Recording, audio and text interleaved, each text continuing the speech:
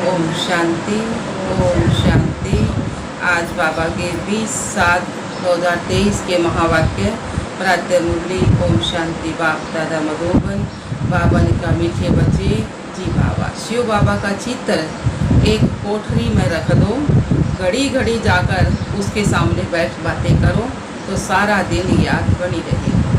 प्रश्न दिया बाबा, नया और अनोखा प्यार कौन सा है जिसकी अनुभूति केवल संगम पर ही होती है?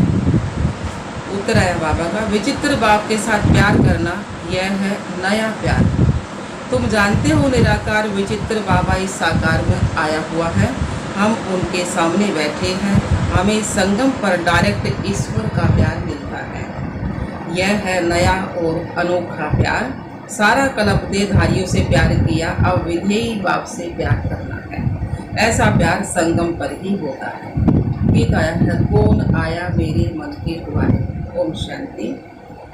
बच्चे जानते हैं कि बेहद का बाप विचित्र है और अभी एक नया प्यार लेकर के हम बाबा के पास बैठे हैं व आए हैं, इसको नया प्यार कहते हैं। ईश्वर का प्यार सिर्फ एक बार बच्चों को मिलता है। बच्चे समझ सकते हैं, बरोबर परम पिता परमात्मा को हम सब याद करते हैं।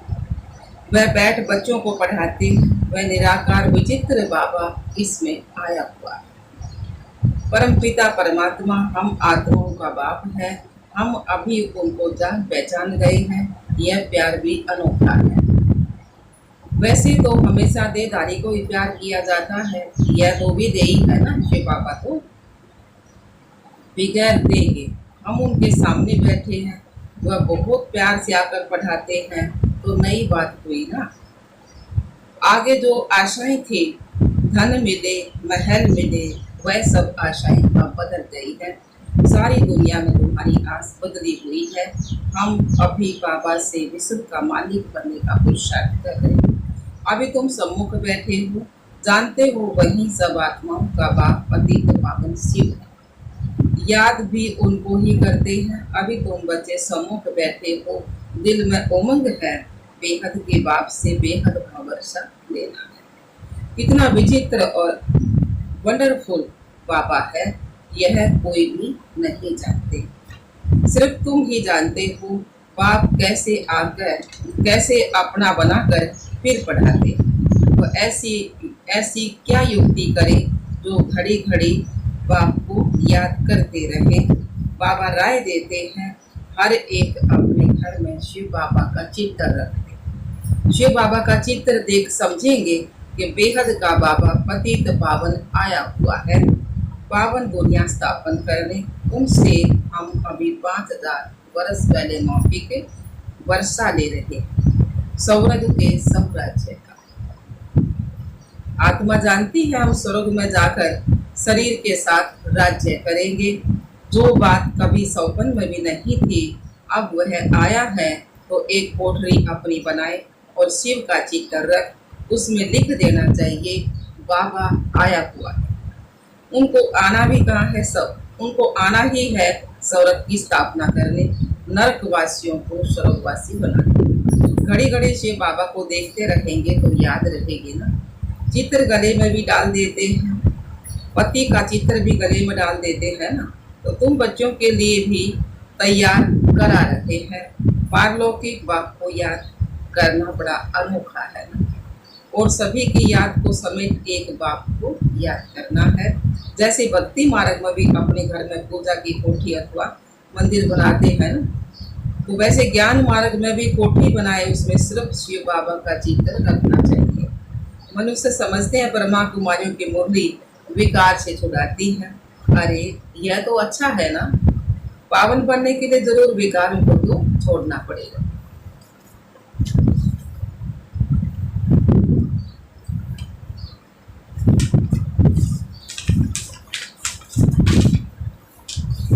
विकारों को तो छोड़ना होगा ना, बिगड़ते हैं, भक्ति क्यों छोड़ते हो?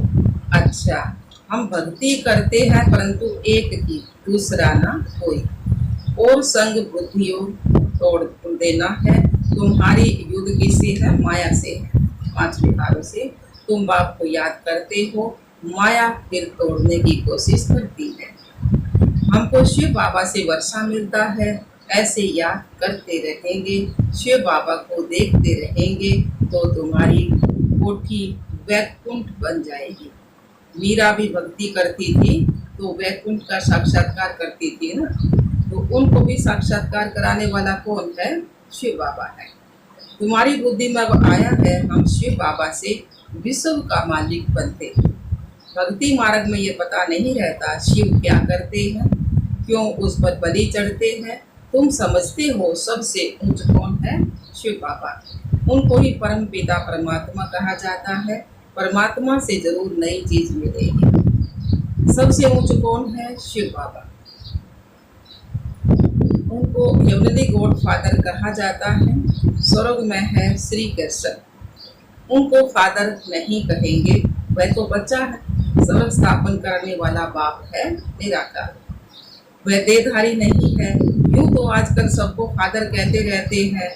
गांधी को भी बापूजी कहते थे ना, कहते हैं, आप भी कहते हैं, परंतु सब धर्म वाले नहीं कहते। अर्थ तो समझते नहीं। तुम जानते हो सबका बापूजी कौन है? शिव बाबा। शिव दादा नहीं, बाबा। वह निराकारी दुनिया में रहते हैं। श्री कृष्ण को याद करेंगे, लेकिन वह तो वैकुंठ निवासी है।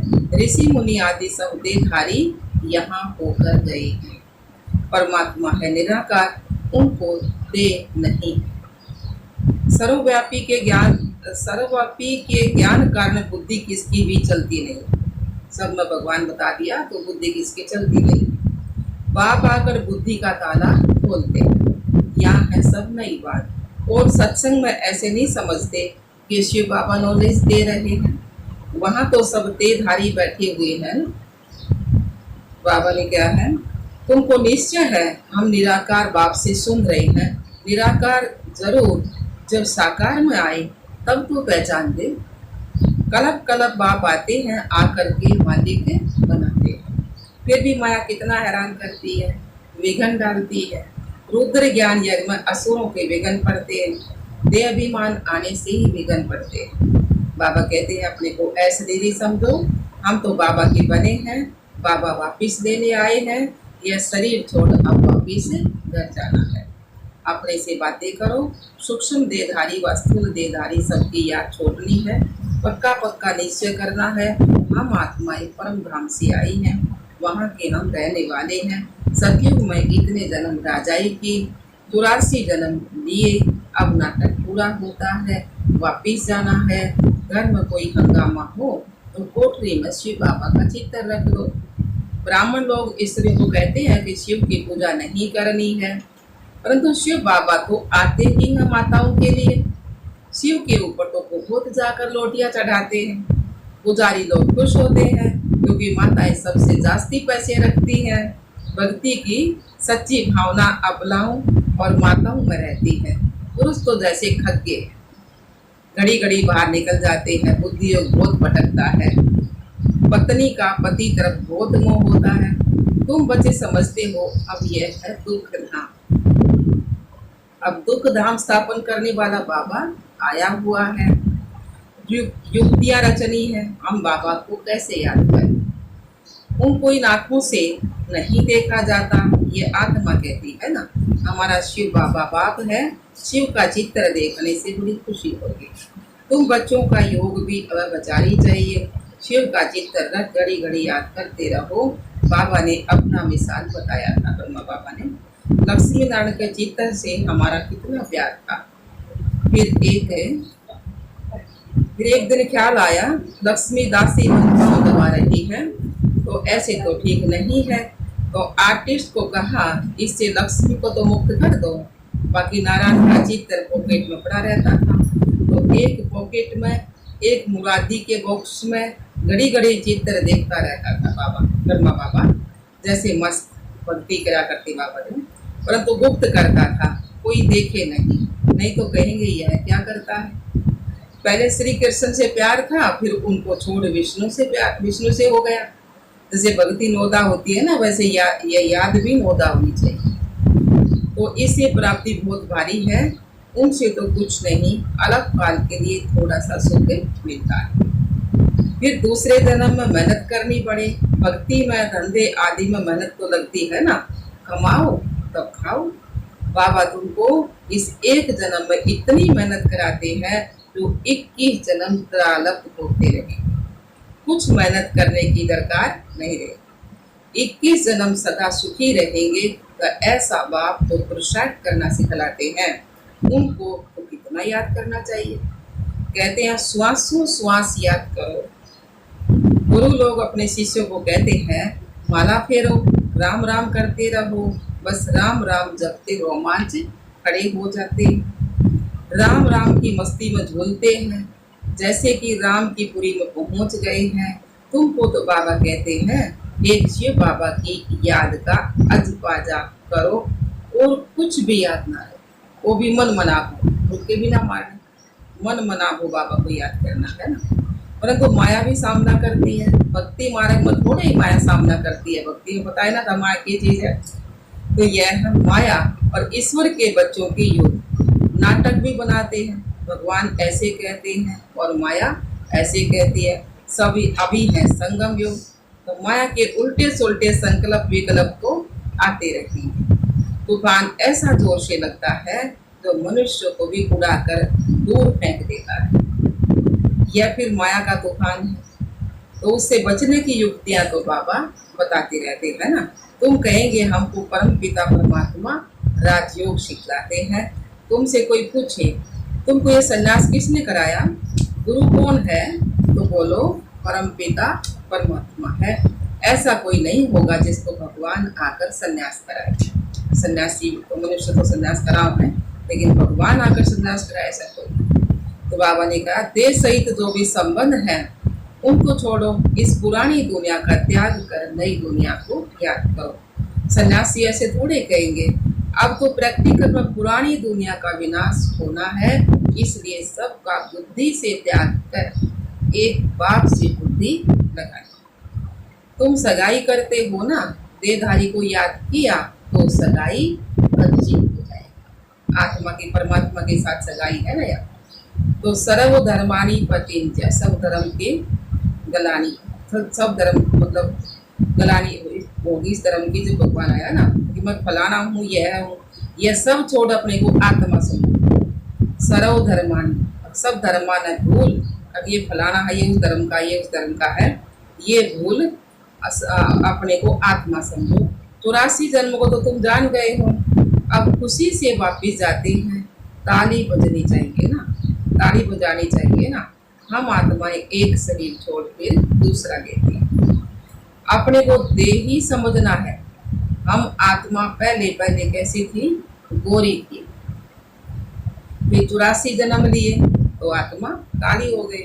अब वापिस जा करके फिर आए स्वर्ग में राज्य करेंगे। यह सौदर्शन चक्रधारी फिराना कितना सहज है। शिव का चित्र तो पॉकेट में पड़ा रहे। बाबा आप आए हो, आप इतने मीठे हो, हमारे बाबा हो ना, ऐसी ऐसी बातें करनी चाहिए। श्री कृष्ण के साथ भक्ति मार्ग में ऐसी बातें करते थे ना। शिव का फर्स्ट क्लास लॉकेट सोने चांदी का बनाएंगे, गरीबों को सोने का, साहूकारों को चांदी का देंगे। ये माताएं बड़ी मीठी है ना, गरीब है ना माताएं, तो माताओं को बाबा सोने का देगा और साहूकारों को चांदी का। तो गांव वालों में भाव अच्छा रहता है ना। साधारण बच्चों को देख बाबा भी बहुत खुश होते हैं। श्री कृष्ण को गावड़े का छोरा कहते हैं ना। श्री कृष्ण तो गावड़े का छोरा बन ना सके, ये ब्रह्मा बाबा था ना गावड़े का छोरा। तो ये तो स्वर्ग का मालिक है श्री कृष्ण। तो इनकी और श्री कृष्ण की बातें सारी मिक्स कर दी। गावड़े का पूरा अनुभव इनको है, ब्रह्मा बाबा को। तो बाबा ने क्या है, तो शिव बाबा व श्री कृष्ण गावड़े का छोरा बन ना सके, शिव बाबा भी नहीं बन सकता, पर श्री कृष्ण भी। गावड़े का छोरा तो ब्रह्मा बाबा। तो ये दादा छोटेपन में था, हैदराबाद का रहने वाला था ना बाबा। तो पला ही गावड़े में हूँ, तो इस साधारण तन में फिर बाप ने आकर प्रवेश किया है। तो बाबा ने मुख्य बात समझाई है कि सारा मदार किस पर है, याद पर है। यह कभी भूलना नहीं चाहिए। लौकिक बच्चा थोड़े कभी कहेगा कि माँ बाप को भूल जाता हूँ। सजनी कभी साधन को भूल जाती है क्या? इम्पॉसिबल है। यह है तुम बच्चों के लिए मेहनत। हमारा भी आत्मा रूपी साधन है ना बाबा। तो निरंतर याद के अभ्यास से विक्रम विनाश होंगे, नहीं तो फिर सजा खानी पड़ेगी। सजा खानी पड़ेगी, विजय माला में आ नहीं सकेंगे। कमाल है बाबा की, जो बूढ़ियों और गरीबों और गणिकाओं, अहिंसाओं, कब्जाओं आदि को भी आकर अपना बनाते हैं। यूँ तो कोई चित्र की दरकार नहीं है, परंतु माया है ना, वो भुला देती है, इसलिए चित्र रखा जाता है। बाबा ने कहा ना, जो मंदिर बना घर में भी, उसमें भी कोठरी में चित्र रख दो शिव बाबा का, तो याद रहे।